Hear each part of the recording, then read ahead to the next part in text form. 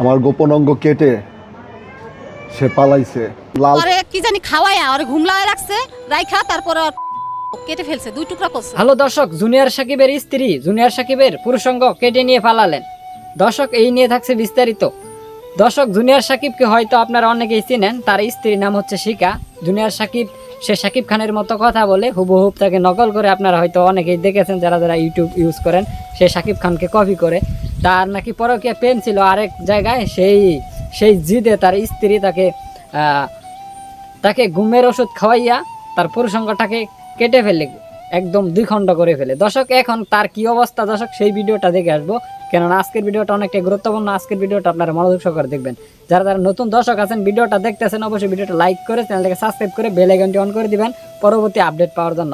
চলুন দর্শক, চলে যাই আমরা মূল ভিডিওতে। সে পালাইছে, লাল কি জানি মিক্স করছে, আর আগে চড়ে কি মিক্স করে নিয়ে আসছে আমি দেখি নাই। আমি কিন্তু অনেক ভালো ভালো অভিনয় নিয়ে আমি স্বপ্ন দেখছি। 22 সালের পরে আমার কোনো কন্টেন্ট নাই।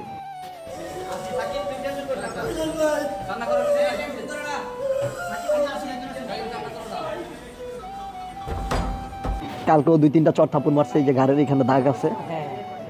তারপর আমি ঘুমায় দিছি, কাজ জান তোমার জন্য একটা নিয়ে আসছি। আমি কি নিয়ে আসছি এত সুন্দর করে কথা বলে? ওই যে আগে খাইতা না 300 টাকা করে, 75 টাকা করে কিন্তু একটা বিয়ারের মতো ইয়ে আছে, ওই যে ইসে বেচে। হ্যাঁ হ্যাঁ হ্যাঁ, দোকানে বেচে। ওইটার সাথে আর লাল কি জানি মিক্স করছে, আর আগে চড়ে কি মিক্স করে নিয়ে আসছে আমি দেখি নাই। আমি প্রচুর ঘুম পাইছি আমার। সেই ঘুমে ঘুমে আমাকে আমার গোপন অঙ্গ কেটে সে পালাইছে। আচ্ছা, এই ঘটনাটা কটার দিকে ঘটছে? এটা সকাল ভোর 4টার দিকে। 4টায়?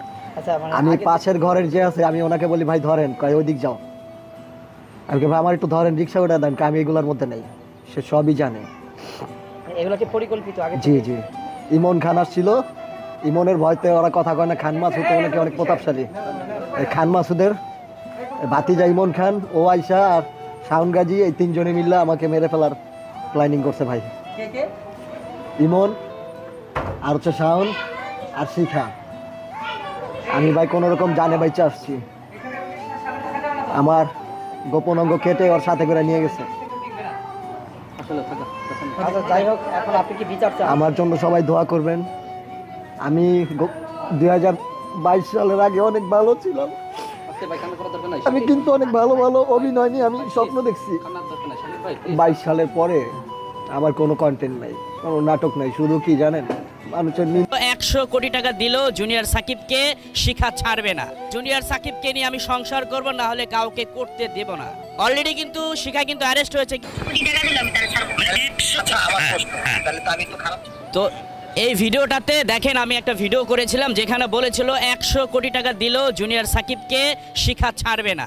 তার প্রমাণ কিন্তু দিল আজকে। সে বলেছিল যে প্রয়োজনে জুনিয়র সাকিবকে নিয়ে আমি সংসার করব, না হলে কাউকে করতে দেব না। আসলে এই যে এই বিষয়গুলো আসলেই আজকে একজন নারী হয়ে একজন ছেলেকে, যে মানে একটা ছেলের জীবন নষ্ট করে দিল। আসলে এইটা কেন আমি বুঝলাম না। শিখা, আমি জানি যে শিখা ওর একটু বদমেজ আছে, কিন্তু এত খারাপ আমি এটা জানতাম না। আসলে একটা ছেলের যেটা আসলে কি বলবো, একজন পুরুষাঙ্গ কেটে ফেলা মানে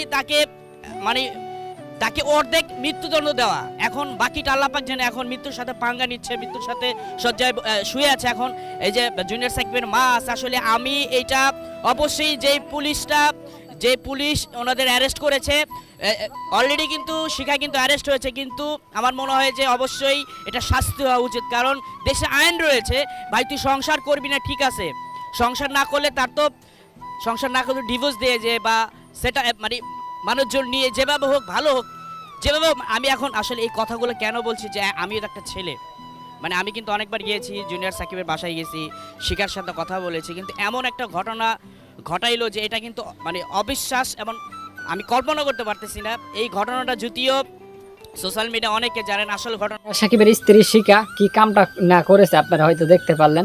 তার স্বামী নাকি দীর্ঘদিন যাবৎ ধরে পরকীয়া প্রেমে লিপ্ত ছিল, তাকে পাত্তাই দেয় না। সেই কারণে সে কৌশলে সুযোগে তার স্বামীর পুরুষাঙ্গটাকে 2 খণ্ডিত করে ফেলে। দর্শক, ইতিপূর্বে শিখাকে পুলিশ গ্রেপ্তার করেছে। দর্শক, আশা করি আপনারা ভিডিওটা দেখতে পেলেন। ভিডিওটা দেখার পরে আপনাদের মতামত অভিমত হয়ে থাকে আমাদের কমেন্ট বক্সে কমেন্ট করে জানাবেন। ভিডিওটা ভালো লাগলে ভিডিওটা লাইক করবেন, চ্যানেল নতুন দর্শক হয়ে থাকলে চ্যানেলটাকে সাবস্ক্রাইব করে বেল আইকনটি অন করে দিবেন পরবর্তী আপডেট পাওয়ার জন্য। আজকের ভিডিওটা এই পর্যন্তই। ভালো থাকবেন, সুস্থ থাকবেন। আসসালামু আলাইকুম, আল্লাহ হাফেজ।